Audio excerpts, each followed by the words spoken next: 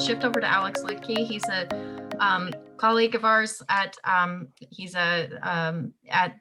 assistant professor of statistics at the University of Washington, previously at the Fred Hutch Cancer Research Center, and he's an expert in statistical methodology with a focus on numerical learning, optimal statistical procedures. He leverages methods of causal inference and machine learning, as well as semi-parametric efficient theory to solve his problems in statistical science, and has a deep interest in vaccine science.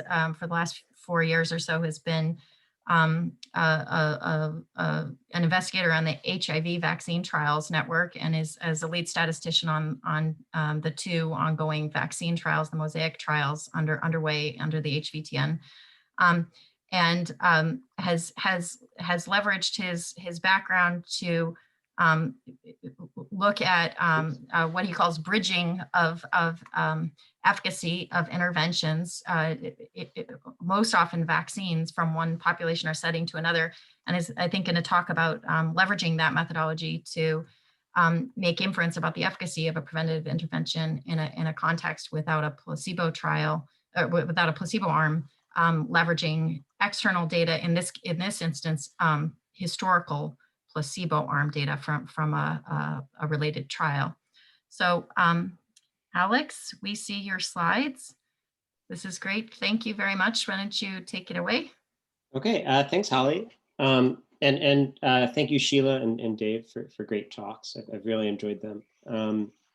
So today I'll be talking about some work that it's very much ongoing work. So I told Holly this before I agreed to speak. So I certainly welcome any feedback, as we haven't conducted the analysis yet, but all of the methods are planned and the data is cleaned at this point. I'm ready to go. Just to acknowledge collaborators here. So this is joint work with several great collaborators. So one is Adam Elder, who's a PhD student at UW Biostat, and he's really taking the lead on this project. So really most of the work I'm presenting today is his, and he also helped me prepare the slides today. And then this is also joint with Elizabeth Brown, who's a lead stats on both the HOPE and ASPIRE trials, and is actually the one who sort of posed this question in the first place for estimating open label efficacy in a certain HIV prevention study that I'll get to. And then this is also joint work with Holly Janes, and is in fact funded by her R56.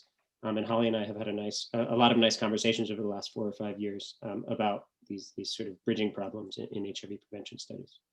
Okay, so I'll be sort of focusing on a particular case today, although a lot of what I talk about generalizes fairly naturally to other settings. I'm mostly be focusing on estimating a counterfactual placebo incidence, a lot like some of the earlier speakers, both of the earlier speakers. So the first trial of the 2 that I'll be looking at is the ASPIRE trial. So as many of you probably know, this was a phase 3 double-blind RCT, and it was designed to evaluate the safety and efficacy of the Dapivirine vaginal ring for the prevention of HIV infection. And in a New England Journal paper in 2016, the efficacy was shown to be 27% or 37%, depending on whether a couple of pre-specified sites were excluded from the analysis. So it was shown to be an efficacious regimen there with confidence intervals that excluded 0. And so this first plot is really just to sort of get you oriented with the next plot, which will be smaller. So here we see the marginal cumulative incidence curves from the trial. And so as the 27 or 37% efficacy would suggest, the placebo arm incidence was higher during the trial. And so we can see the placebo arm incidence above the Dapivirine here. And so this is, so panel A, the top of this, both of these figures are just taken from the 2016 publication. So in the top of figure A, we see that there are certain subgroups that seem to play an important role or be very predictive of efficacy in this trial. So up here we have age groups. We have 3 age groups: 18 to 21, 22 to 26, and 27 to 45 here. And there's a general trend that can be seen here where in the older age groups, in both of them, it looks like the vaccine, too used to vaccines, it looks like the ring is fairly efficacious. In that the placebo incidence has higher or is higher, but then actually in the younger age group, actually according to just empirically this point estimate here, it looks like for the most part until a very late time, Dapivirine actually has higher incidence. Now, granted that the trial wasn't powered for these subgroup analyses, so this is very likely noise. But at a minimum, this doesn't suggest that the efficacy is as high in this younger age group. Now in panel B here, another point that I'll return to quite a few times in this talk, so that they had two different measures of adherence, one based on drug levels in plasma measured on a quarterly schedule or so, and one based on drug levels remaining in the ring that was recollected at, again, the same quarterly visit. And so what is plotted here, I realize it's a bit small and I actually shouldn't move my mouse because I guess I might be hiding it for you. So the black line here is the youngest age group.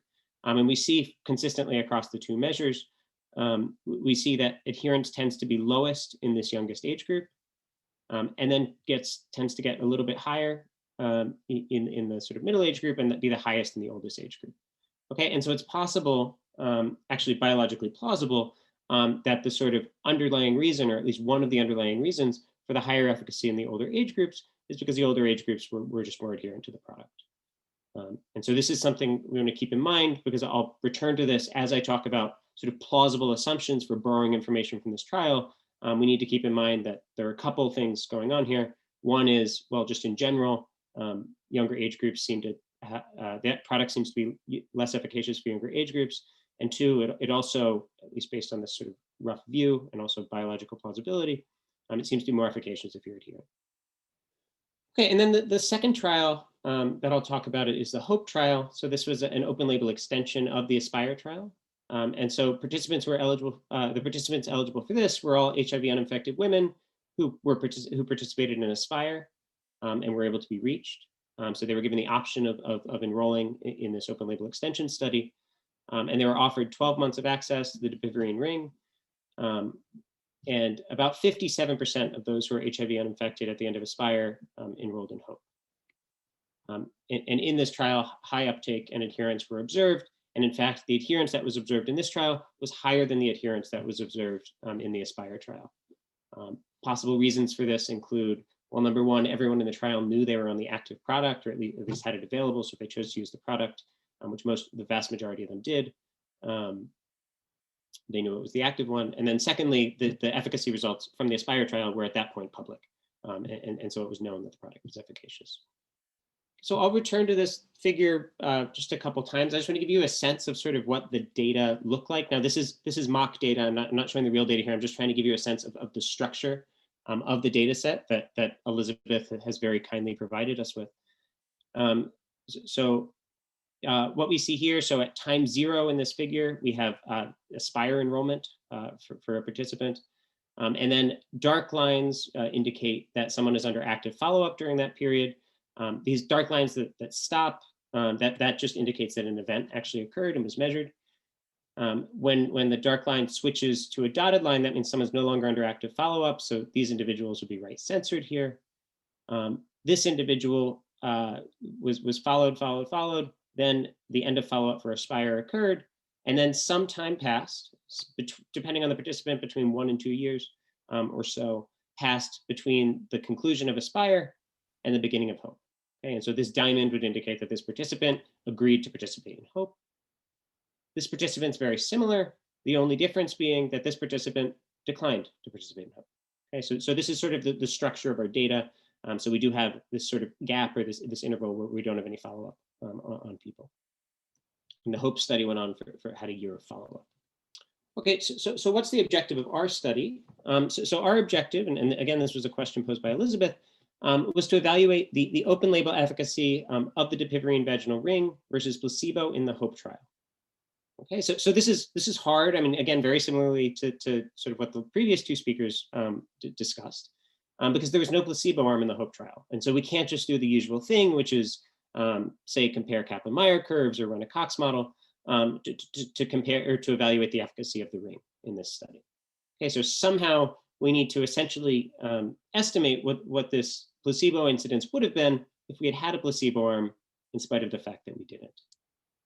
Okay, and so this is sort of the problem I'll sort of discuss today of how we can try to overcome this in this nice open label extension setting. Okay, so just to be very transparent about what we're doing here, when I framed this question as sort of what would the efficacy have been in HOPE, or what was the efficacy, but we again didn't get to see that placebo arm. I can sort of show you the exact same figure as before, except the x-axis has changed. In particular, I'm changing time 0 here. So time 0, for the sake of this objective, we're going to treat as years since HOPE enrollment here. Okay, so and then so anything negative indicates what happened before. So Aspire always happened before HOPE. Okay, and then if we want to look at who our population of interest is, and also who our analysis cohort will be for a lot of our analysis. So first of all, people were only eligible for HOPE if they were HIV uninfected at enrollment. So I've grayed out a few Aspire infections or earlier infections here. And then secondly, people either had to agree to enroll in HOPE, or at a minimum, they had to be still or still be reachable at the time that HOPE began. And so this grays out a number more people. Now this is a little bit misleading. So roughly over 50% of people from Aspire enrolled in HOPE, and 57% of those who were HIV uninfected. So this is just to give you a sense. We're really focused in here on a subset of people. Maybe another observation, just to sort of compare. We'll make a couple of comparisons.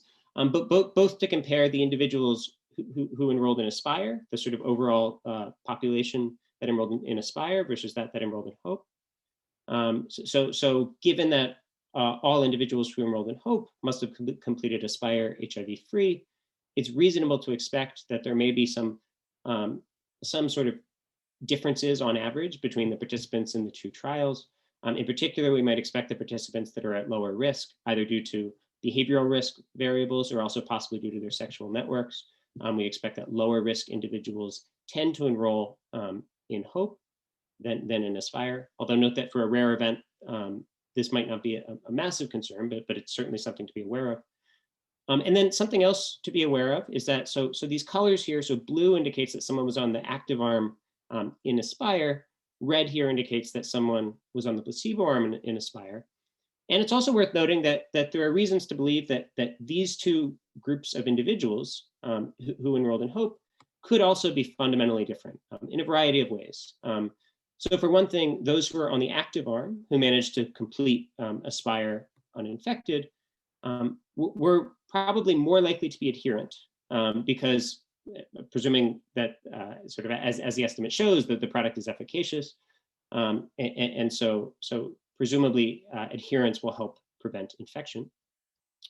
Whereas for placebos, adherence shouldn't matter. And then another observation is that these individuals also may tend to be slightly higher risk. So individuals from the active arm from Aspire maybe tend to be slightly higher risk than individuals from the placebo arm in HOPE. Why would that be the case? Well, because the product presumably is actively preventing infections, you can potentially have slightly riskier behavior and yet still make it to the end of Aspire HIV-free. Okay, so these are just sort of subtleties that are worth noting as we change our population of interest from everyone who enrolled in Aspire to everyone who enrolled in HOPE for the efficacy that we're estimating. So to deal with this sort of difference between the subgroups that I just described, I'm not going to focus on this today, but we will rerun the analysis separately, stratified by Aspire study arm, but that won't be the focus of this talk. Okay, so I've sort of tried to boil down the objective into sort of just a very simple 2x2 table here. So what do we get to see in our data, or at least we get to see estimates of various of these cells. So for HOPE, our goal is to estimate the 1-year incidence in HOPE. So this would, in a placebo arm, so this question mark here is ideally the cell that I would like to fill in. I'd like to know what incidence would have occurred in HOPE in the placebo arm. And I could have estimated this if I had placebo data, but I don't. In Aspire, I did have a placebo and also Dapivirine, so I'm able to estimate both of these quantities. And in HOPE, I'm able to estimate the Dapivirine incidence as well. It's also worth noting in Aspire, I'm able to estimate the relative risk of the product. And I've made all the numbers here nice and round and simple, just so that it's easy to look at. Okay, so there is an existing strategy that's already been employed but by the HOPE team in a first pass at answering this question being, what would the efficacy have been in HOPE had there actually been a placebo arm. So at IAS 2019 and also at CROI, I believe about a year earlier, the HOPE study team reported their own estimates based on a preliminary approach of the placebo arm incidence. So there, at that point, there were 2.7 per 100 person years on the active arm. On the Dapivirine arm, that was the estimated incidence. Whereas they also reported that the expected HIV incidence was 4.4 per 100 person years in the absence of access to the Dapivirine vaginal ring. Okay, so this is an estimate because this is, this is very much an estimate, just as what I'll be talking about today, because this is again a counterfactual placebo incidence. Okay, so how did they fill in this cell? Well, so they performed a certain resampling strategy. So they took data from the placebo arm of Aspire, and they resampled using weights to ensure that the distributions of trial site, age, and sexually transmitted infection status match those seen in HOPE. Okay, so it's a way of pulling information in, sort of allowing for the possibility of covariate shift between the two trials that based on baseline covariates, those who enrolled in HOPE are different from Aspire. So they take that into account. And if I just go back to the table, really they did this in subgroups, but just to give a sense of what was done, they essentially took information from this cell within subgroups and they pulled it into this cell. Okay, so this Dapivirine row wasn't used at all in this particular approach. So just a bit of discussion of this already employed strategy. So it has some certainly desirable features. One is that it's simple and easy to describe. So they were able to describe it, and I could essentially understand exactly what they did in like a single sentence in their abstracts, which I think shouldn't be discounted. And secondly, the approach that they employed adjusts for possible shifts, as I said, in the distributions of three baseline variables between the two trials. There are a couple possible areas for improvement here, and these are, I'll try to tackle these today. So first of all, only a small subset of all of the baseline variables were taken into account. This made the weighting scheme easier to implement, but there's no reason that more baseline variables couldn't be used. And then the second one, which I'll really zero in on now and talk some more about, is that this approach, as I said, it didn't use any information from that second label of that 2x2, or second, sorry, row of that 2x2 table. And so in particular, it's not taking any infection data from the HOPE study into account. And so if there's a secular trend where HIV incidence is, say, decreasing over time, then this may sort of just be missed by this strategy because it's not using any of the infection data that you have from the HOPE time period. Okay, so now I'm going to sort of begin to build up to what our proposal is. I'm going to start with the sort of the simplest possible version where we ignore baseline covariate information for now. And put this way, it's very simple as a starting point. So in the Aspire trial, we're able to evaluate or estimate the relative risk of Dapivirine versus placebo. And so under a constant relative risk assumption, so if we assume that regardless essentially of the background incidence or of the time at which the study was conducted, the relative risk is constant between the Aspire and the HOPE trials. I'll talk some about the plausibility of this assumption in a bit. But if we assume that I can just pull this 0.60 over from the Aspire trial straight over to the HOPE trial, then it's very easy just with the little algebra that I give down here to compute what this missing red cell would have been, what this question mark would have been. Okay, so we can get the counterfactual placebo incidence based on just a very simple calculation. Okay, now, as I said, this isn't really actually a great assumption to make, but this is just to give you a sense. So it's unlikely to be correct here for a couple of reasons. So the first one is, as I said at the very beginning, and something I'd like you to continue to keep in mind, because I'll really end at tackling this point, is that adherence in HOPE was observed to be higher than in Aspire. So we would expect, assuming as the Aspire data indicates, because the product is efficacious, we would expect that higher adherence leads to higher efficacy. Moreover, the HOPE participants, as I said earlier, completed Aspire without acquiring HIV. And so it's reasonable to believe that they're at lower risk for HIV than Aspire participants.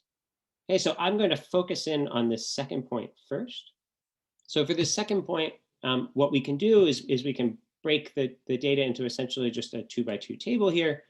And in this way, we're able to essentially deal with the fact that there may have been a shift in covariates and perhaps risk information here. So I'm giving a very simple example where we just sort of dichotomize age here, but you could we could do this even conditioned on continuous covariates. And so within each of these strata, we're going to make the constant relative risk assumption. So within the age less than 25, we'll assume we can pull 0.90 over. Age greater than or equal to 25, we'll assume we can pull 0.40 over. The same algebra as before allows us to fill in these cells. And then we can average to combine these two estimates.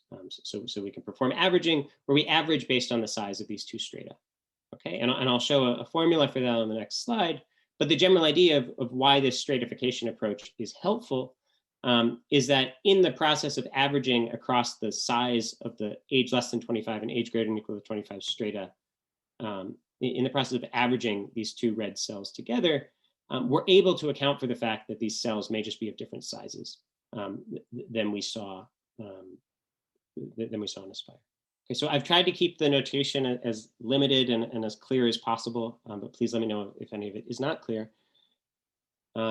So in each trial, we observe baseline covariates, which include behavioral risk information, site, and age. And we also observe, and I'm sort of sweeping aside the time to event nature of the outcome here, because everything that I'm talking about is fairly easily generalized to adapt to that case. So I'm not worrying about that aspect for the most part. This will be especially important in a later slide. I just sort of ignore it. But the outcome here is HIV infection within 12 months of enrollment, within 12 months because there were 12 months of follow-up in Aspire. And in Aspire, we also observe D, which is an indicator of randomization to Dapivirine. That's where the D comes from here. And in HOPE, we also define Y of 0, and this is that counterfactual HIV infection outcome that we would have observed for a participant if they had not been given access to Dapivirine. Okay. Now, the interpretation of Y of 0, whether the participant who wasn't given access to Dapivirine, whether they were basically receiving placebo and not aware that it was placebo, thought there was a 50-50 chance it could have been placebo or Dapivirine, or whether they were aware. In terms of defining Y of 0, sort of all of the expressions, all the equations that I'm writing down now would be the same in either case. So it's really about when the assumption is most plausible. So when what I'm calling the constant stratified relative risk assumption on the last slide.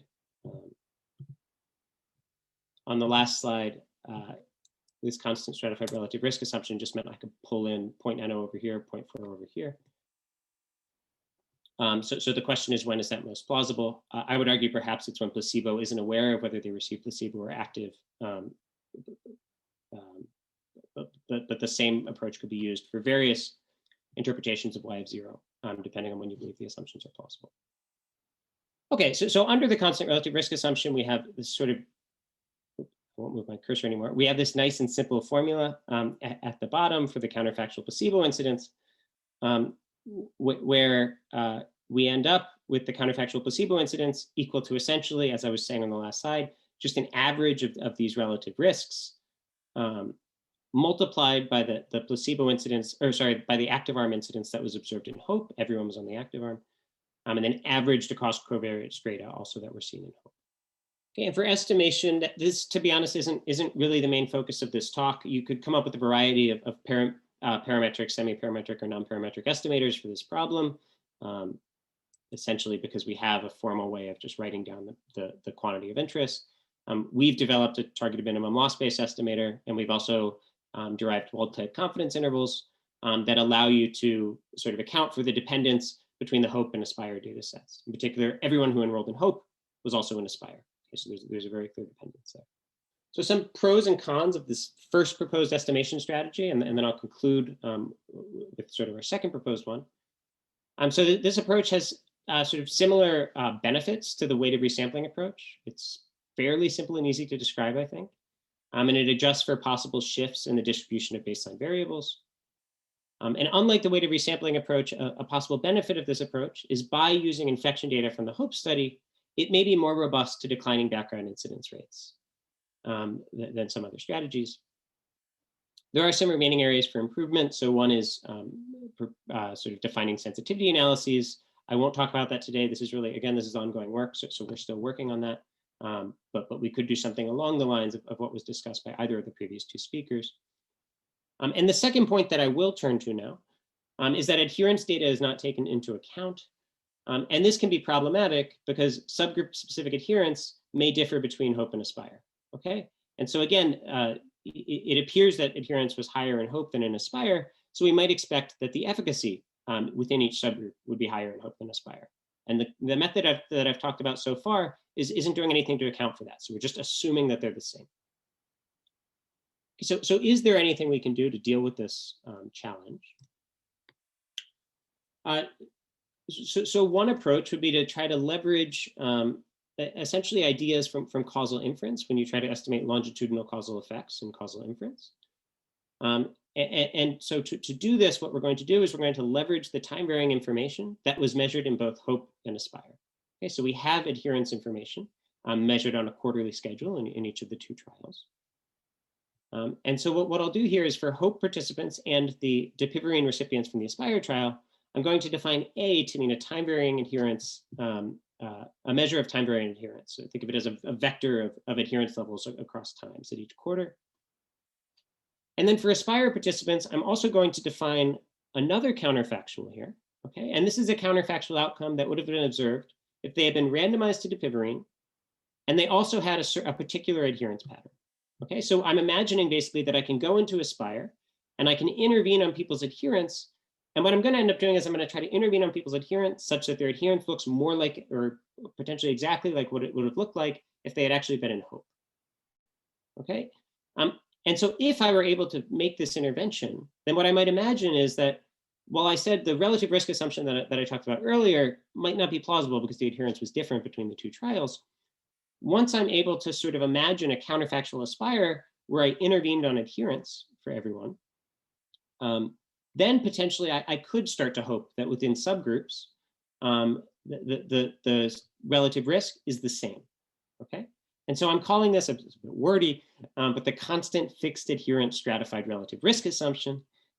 It's essentially the exact same thing as before. The only difference here is in the denominator on the right-hand side. So previously the denominator on the right-hand side was just the incidence that was seen within subgroup X on the Dapivirine arm of ASPIRE.